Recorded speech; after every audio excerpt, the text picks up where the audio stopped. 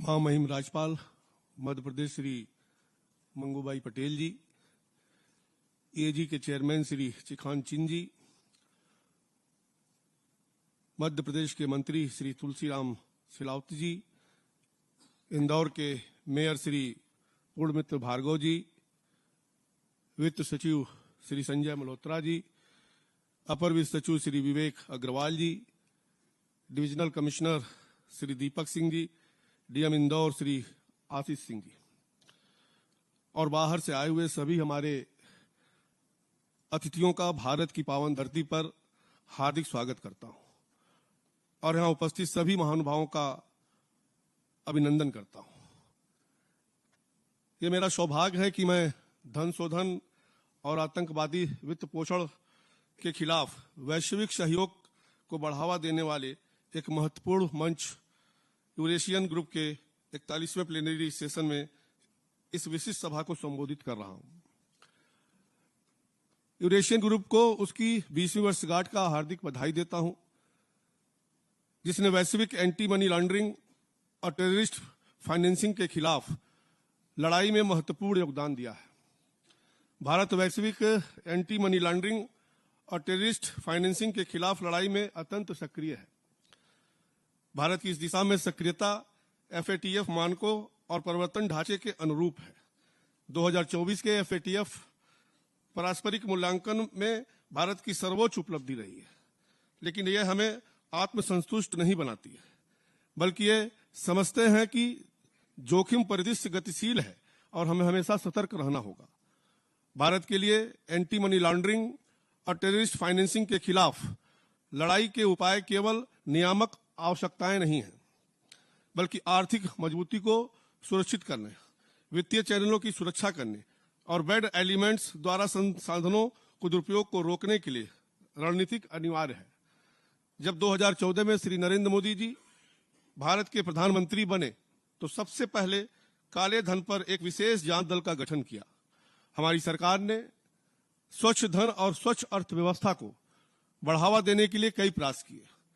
धन शोधन निवारण अधिनियम को मजबूत करने के लिए संशोधित किया गया। बेनामी लेन देन निषेध अधिनियम और भ्रष्टाचार निवारण अधिनियम में भी संशोधन किया गया, ताकि भ्रष्टाचार और रिश्वत के आय के धन शोधन का मुकाबला किया जा सके। इसके अलावा काला धन अधिनियम लाया गया, ताकि विदेशों में छिपाई गई अघोषित संपत्तियों को दंडित किया जा सके। और फ्यूजिटिव आर्थिक अपराध और अधिनियम पेश किया गया, ताकि उन फ्यूजिटिव का पीछा किया जा सके जिन्होंने धन शोधन किया है और सुरक्षित ठिकानों पर भाग गए हैं। हमने कई आर्थिक अपराधियों का पीछा किया जो फ्यूजिटिव बन गए हैं। हम कुछ को सफलतापूर्वक वापस लाए हैं, जबकि अन्य को वापस लाने के लिए हम विदेशी अदालतों में ऐसे मामलों पर बल दे रहे हैं। वस्तु एवं सेवा कर GST का क्रियान्वयन एक गेम चेंजर था।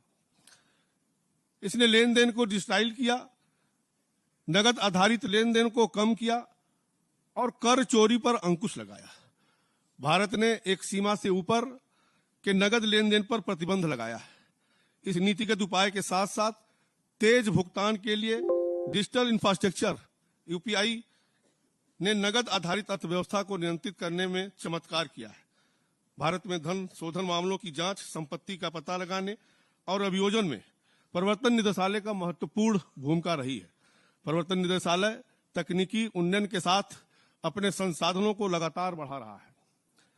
फाइनेंशियल इंटेलिजेंस यूनिट संदिग्ध लेन देन रिपोर्ट जैसी वित्तीय खुफिया जानकारी एकत्र और विश्लेषित करती है, ताकि धन शोधन और आतंकवादी वित्त पोषण नेटवर्क का पता लगाया जा सके। इसके आउटपुट को भारत में कानून प्रवर्तन एजेंसियों द्वारा सराहा गया है।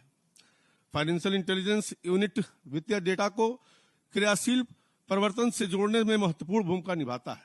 राजस्व विभाग सभी एजेंसियों, नियामकों और विभागों के बीच समन्वय करता है, ताकि anti money laundering, terrorist financing के खिलाफ लड़ाई के जोखिम को परिपक्व समझ विकसित की जा सके।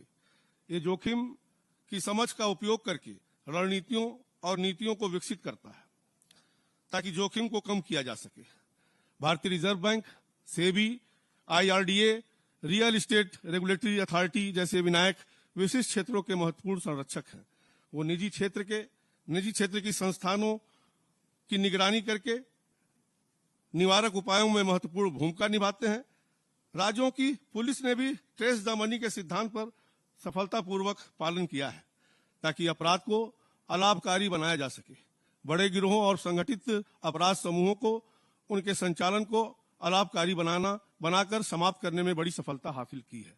एक राष्ट्रीय निकाय के रूप में नेशनल इन्वेस्टिगेटिंग एजेंसी दुनिया भर में आतंकवाद से लड़ने वाली सबसे पेशेवर कानून प्रवर्तन एजेंसियों में से एक है। इसके आतंकवादी और उग्रवादी गतिविधियों के वित्त पोषण चैनलों को बाधित करने का उन्नत क्षमताएं हैं। भारत की सभी एजेंसियां मनी लॉन्ड्रिंग और टेररिस्ट फाइनेंसिंग की वैश्विक समस्या से सफलतापूर्वक लड़ रही है।